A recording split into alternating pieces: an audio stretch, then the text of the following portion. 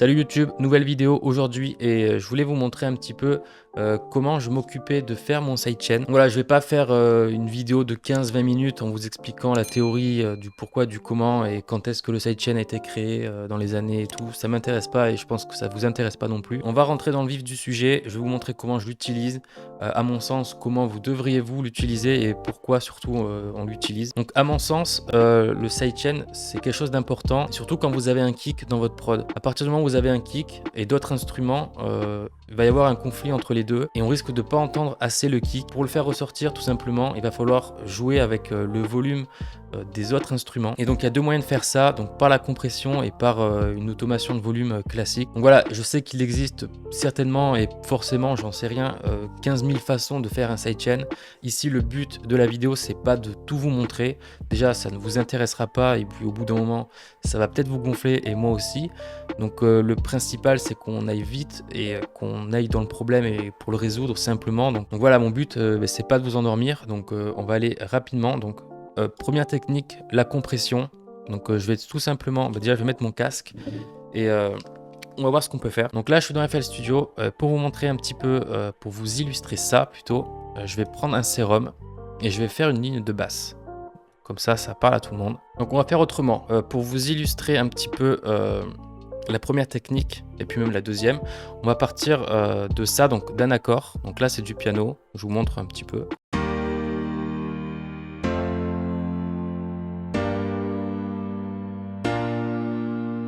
Donc je vous montre les deux. Et donc voilà, je vais mettre un kick tout simplement.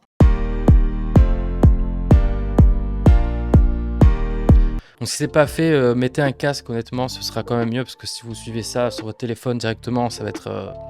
vous entendrez pas forcément la nuance. Donc là, ça s'entend que le kick n'a pas sa place dans le mix. Donc si vous l'entendez pas, c'est peut-être que vous êtes encore débutant, mais ça viendra à force, votre oreille s'y fera.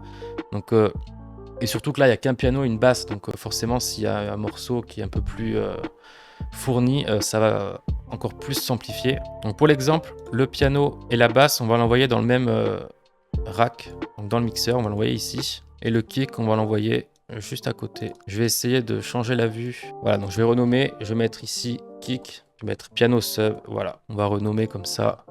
Ça va ressortir un petit peu mieux.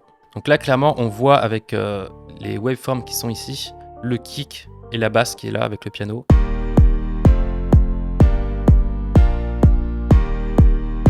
Donc là, ce qu'il va falloir faire, c'est qu'à chaque fois que le kick va taper, l'ensemble du coup du piano et de la sub, il va falloir que le volume se baisse à chaque coup de kick. Donc d'un côté le kick va taper, de l'autre côté les instruments vont baisser. Donc forcément en agissant comme ça, le kick aura sa place donc parmi le piano et la sub. Ce qu'on va faire, c'est qu'on va commencer par la technique de compression. Sur le piano et la sub, on va ouvrir un limiteur. Donc là, je viens d'ouvrir le limiteur donc, qui est placé sur la piste avec le piano et la sub.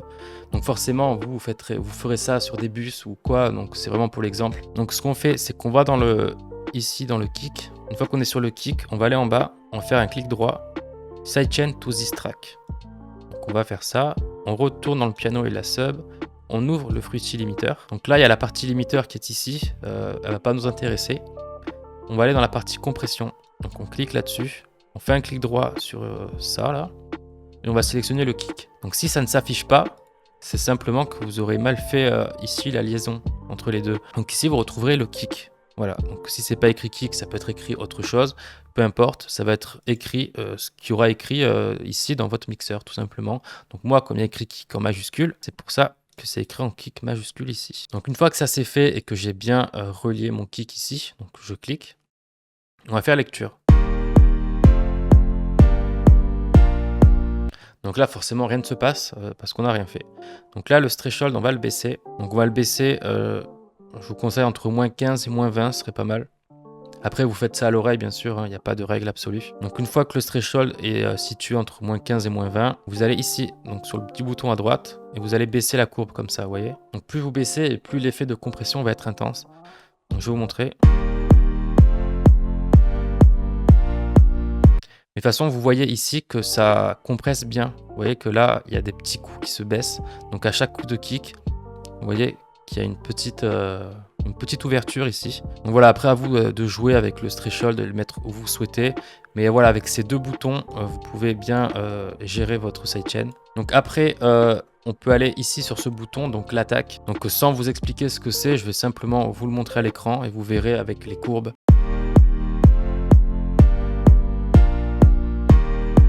Vous voyez la différence? Ça, c'est la force du sidechain et l'effet de pompage comme ça. Donc ça dépend ce que vous voulez retrouver sur votre track. Donc là, quand c'est comme ça et que l'attaque est à fond, forcément l'effet va être là, vous allez le ressentir, mais pas autant et ça va pas laisser autant de place au kick que cette configuration là.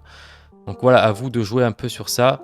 Le mettez pas à fond parce que vous voyez le résultat, c'est pas terrible. Mais en général, l'attaque, je touche pas trop. Après, vous faites en fonction de vous et votre oreille. Et donc le release ici, ça va être à partir du moment où le kick va taper. Donc il va y avoir un creux et c'est le moment où le volume, ici en l'occurrence du piano et de la sub, va repartir. Que vous voyez cet effet de pompage comme ça.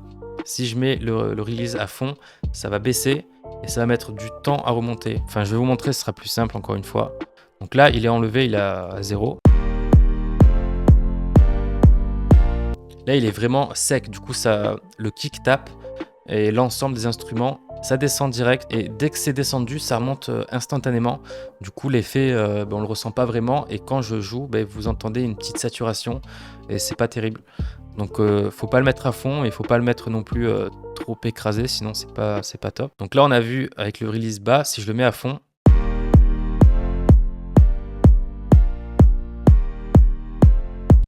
vous voyez ici, donc là, ça c'est trop écrasé, ça monte direct.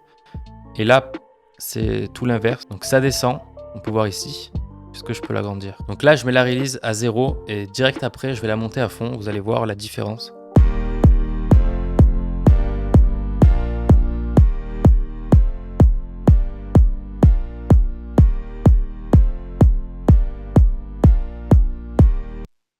Donc là, j'ai fait pause, donc comme ça on pourra bien voir. Ici, la release est à 0, donc on voit pas très bien parce que les deux trucs sont blancs, donc c'est pas évident à voir. Donc là, on peut voir la courbe qui descend, donc pour laisser la place au kick. Et elle remonte instantanément, donc c'est pas top. Et donc vous voyez la release à fond, donc la courbe ici, donc le volume des instruments, il descend bien. Donc comme tout à l'heure, donc jusqu'à là c'est bon. Enfin, il descend au threshold, donc c'est le seuil. Si j'aurais mis le threshold plus bas, le truc serait descendu encore plus bas. Donc là, on peut voir que le volume descend, donc il est ici, et il met du temps à remonter. Vous voyez, comparé à ici où il monte instantanément. Donc là, il descend, ça met du temps à monter. Et donc ça, on a cet effet qui n'est pas beau et qui est dérangeant. Et si vous avez un casque, vous allez vite vous en rendre compte. Donc là, ça descend et ça met beaucoup de temps à remonter. À tel point que ça n'a même pas le temps de remonter à son niveau initial qui est ici en fait. Donc voilà, encore une fois, à vous de bien jauger ça. Mais en général, comme il est par défaut, c'est pas mal. Donc on va regarder par défaut comment c'est. Donc là, on a la version avec le release à 0. Ici, le release à fond, donc c'est pas terrible. Donc la première option n'est pas bonne et la deuxième n'est pas bonne. À mon sens, après, si ça colle avec votre track, si ça colle avec votre prod et c'est un effet que vous recherchez et que c'est volontaire, faites-le. Mais entre guillemets, pour être dans les standards de la musique électro et pour avoir un bon son et que ce soit clair, c'est pas trop ce qu'il faut faire. Donc en tout cas, vous savez maintenant un petit peu comment ça se passe pour la compression, le sidechain. Donc les 4 boutons importants, ils sont ici, voilà. Donc ça, c'était la première option pour faire un sidechain par compression. Je vous ai montré ça rapidement, hein. Mon but, c'est pas non plus de vous faire un exposé. Je pense que vous avez très bien compris le principe. Et là, ça a été très... Et là, en plus, il y a une petite illustration en direct, donc c'est plutôt cool. Et le graphique est vraiment très intuitif pour le coup. Donc ça, c'était la technique par compression. Donc là, j'enlève le limiteur parce qu'on va faire autrement. Je peux enlever ici, hop, le sidechain. Donc la deuxième option, on va prendre le kick qui est ici. Et ça c'est l'ensemble des instruments. Okay. Je vais même le renommer, ce sera plus simple pour vous. Donc le but du jeu, comme tout à l'heure, ça va être de baisser le volume de l'instrument quand le kick va taper. Donc on va sélectionner cette plage, voilà ici. Donc un temps, une mesure. On va prendre le son de l'instrument. Donc ici, on va créer une automation. Donc ça, c'est le volume de l'instrument. On peut avoir une petite comparaison. Ça, ce serait le threshold du compresseur dans le limiteur. Vous voyez. Donc je peux mettre à 0 ou je peux le mettre à 2 moitiés. Ça, c'est moi qui vois. Donc il n'y a pas d'obligation à faire quoi que ce soit. Mais on va le mettre à 0 pour que vous entendiez la différence. Imaginons que je fasse ça. Si je fais lecture, il y a du sidechain. Le kick ne mange plus l'ensemble des instruments, donc c'est ce qu'on voulait. Mais pour le coup, on n'entend plus les instruments. Donc c'est un peu embêtant. On va essayer de faire autrement. Donc toujours de laisser, vous voyez ici, de l'espace au kick. Donc on va voir comme ça. Donc c'est bien, c'est pas mal, mais on peut faire un peu mieux, je pense. Donc peut-être qu'on peut faire ça pour aller un peu plus bas.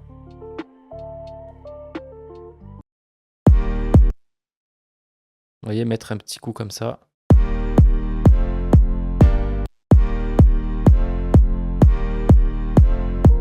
Donc là, je pense que c'est pas trop mal. Après, vous faites vraiment ce que vous voulez. Et ce qui est bien avec les automations, c'est qu'on peut mettre autant de points qu'on veut et faire autant de bizarreries qu'on veut. Mais je pense qu'une fois que vous avez compris le principe, vous avez déjà compris 80% de la technique. En fait, c'est vraiment jouer avec le volume pour laisser de la place au kick.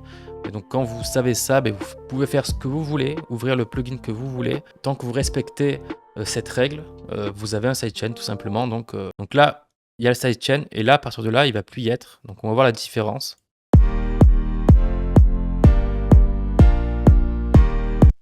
Vous voyez que c'est beaucoup plus agréable et aéré ici. Donc voilà la deuxième technique et c'est honnêtement la seule, enfin c'est les deux que je vous présenterai ici. Après, pour que ça aille plus vite, ce que j'utilise, et si vous regardez mes vidéos, vous le savez, c'est passer par un plugin que je surkiffe. Je prends ici cette piste du mixeur et je vais tout simplement rajouter un kickstart. Donc le kickstart, qu'est-ce que c'est? Le kickstart, c'est tout simplement un plugin avec plusieurs pré-réglages. Donc vous pouvez cliquer et choisir celui que vous voulez. Donc ça, c'est des pré-réglages avec des automations déjà toutes faites. Donc c'est vraiment cool. Donc ça, c'est un petit peu ce qu'on vient de faire tout à l'heure avec l'automation, donc à la main. Donc c'est un peu plus chiant, mais le principe reste le même. Donc si vous n'avez pas le plugin ou si vous ne voulez pas le prendre, vous pouvez le faire à la main, ça ne change pas. C'est juste un peu plus long, c'est tout. Donc là, voilà, on a l'automation qui est ici. Donc si je fais lecture, on retrouve exactement le même sidechain pratiquement qu'on a fait avec ce qu'on a fait avec l'automation tout à l'heure. Donc ça descend bien, ça remonte ici. Mais ce qui est bien avec ce plugin, et je vous le conseille, donc il n'est pas gratuit, il coûte entre 10 et 15 euros je crois, mais franchement ça les vaut honnêtement. Donc je ne vais pas vous présenter le plugin, mais voilà, vous pouvez faire vraiment ce que vous voulez. Mais utiliser ce genre de VST, ça va marcher pour un kick qui tape tous les 4 temps, donc comme ça en l'occurrence. Si vous faites maintenant, on va essayer de se le faire rapidement. J'ai pris un kick, une snare, et donc j'ai gardé le groupe des instruments. Donc on va voir ce que ça donne. Donc on va essayer de faire un rythme sympa. Voilà, on va faire ça. Voilà, on va pas trop se casser la tête. On va faire ça, ça va être très simple au moins pour que vous puissiez comprendre. Donc là, dans cette situation, on n'a pas un kick qui tape tous les 4 temps. On a un kick qui tape un peu quand il veut. Et donc c'est un petit peu... Bon, la caméra s'est coupée, je vous remets ici. Voilà. Donc où est-ce que j'en étais? Voilà, donc je vous disais, donc là dans cette configuration-là, les kicks ne tapent pas tous les 4 temps. Donc le plugin par exemple que je vous ai montré juste avant, le Kickstart qui est incroyable, ça marchera, mais pour l'électro principalement. Donc avec un drop et des kicks qui tapent vraiment tous les 4 temps, tous les 8 temps je crois, mais il n'y a pas beaucoup de configurations. Donc par exemple pour ce schéma là, même s'il y en a je crois qui n'utilisent pas de sidechain. Toi, tu le gères comment? Tu le gères par volume ou par compression? Je ne sidechain pas. C'est vrai ou pas? Sur ma vie que c'est vrai, je ne sidechain pas. Jamais? Ton kick est à basse, jamais? Non? Mais à mon sens, il faut du sidechain. Dès qu'il y a un kick, il en faut un en fait. Donc là, dans cette configuration, je vous conseillerais soit la méthode par compression ou la méthode par volume. Dans les deux sens, c'est la même chose. Faites celle qui vous convient le mieux. Je pense que la technique avec le limiteur sera un peu mieux quand même. Ce sera moins chiant et vous serez moins susceptible de faire des erreurs avec la souris ou de manquer de mettre une automation sous un kick par exemple. Donc voilà rapidement comment faire un sidechain assez basiquement. Voilà, donc cette vidéo c'est assez court. C'était simplement voilà, pour vous montrer un petit peu les sidechains et comment vous pouvez l'utiliser et comment je l'utilise dans mes prods tout simplement. Donc si vous posez la question, oui j'utilise un kickstart systématiquement à chaque fois. c'est obligé. Voilà. Donc j'espère que ce petit tuto vous aura plu. Donc si vous avez des idées de tutos que je pourrais faire à l'avenir, mettez-le moi en commentaire, je regarderai tout. Donc si la vidéo vous a plu, je vous invite à vous abonner, à liker la vidéo et à commenter. Ça me soutient énormément et ça me fait à chaque fois plaisir. Donc voilà, moi je vous laisse là-dessus. Je vous dis à jeudi pour une prochaine vidéo. C'était Lucas.